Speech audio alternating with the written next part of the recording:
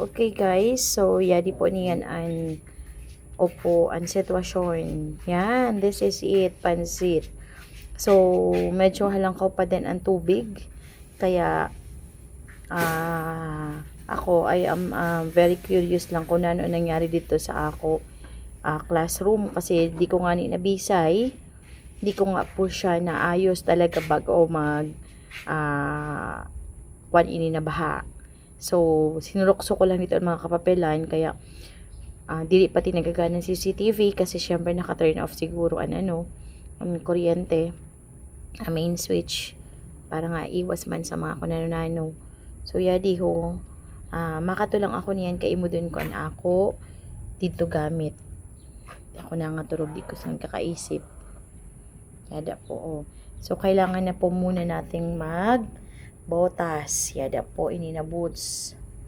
Ini na botas. Mga gamit ko na muna kasi dili ako dare magpara kuan dito, swimming. Kaya syempre, ano muna, ang mga ati-ati baya. Ang ating botas for this araw.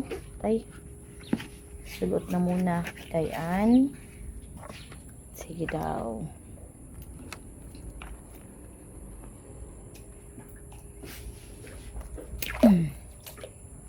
Yadi. Walang ko pa man hanggang siya. Oh, yan. Oh my God. Mataas pa siya. Yan. Opo. So, dili na po muna ako. Yadi po niyan ang sitwasyon. Oh. Kung naimod po na to. Yadi po ang sa area na mo. Didi. This is it, pansit. So, dito na lang po ako sa taas maagi. Diba? Oh.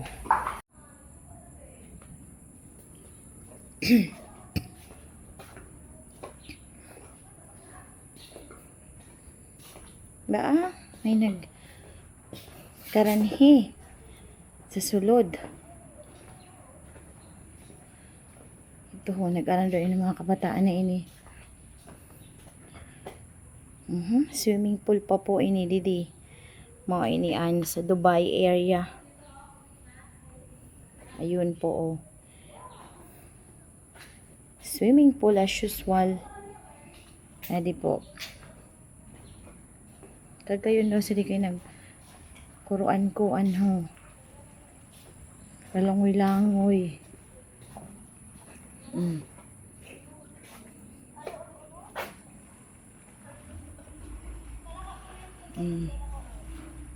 Siramsan pang ralanguyan sila ng mga dalaga ho.